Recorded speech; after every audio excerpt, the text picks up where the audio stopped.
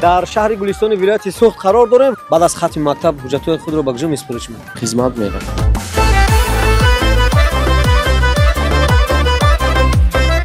همراه همسرم، همراه نبیره‌ها، کلین‌ها از باد هوای بحر تاجیک بهره گرفتن آمدیم.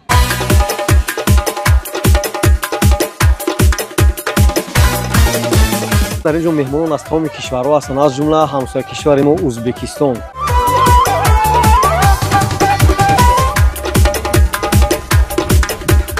مریم گلی مو مریم جان دلی مو مریم زبانی تار تار داغ دلی مو مریم.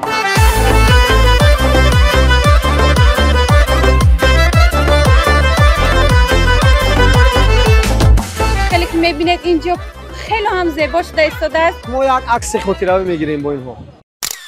دقت کودکان رو بسیارتر چی جلب میکنه در این؟ اولا اونها برای همین بازی و برای منظره شده میان.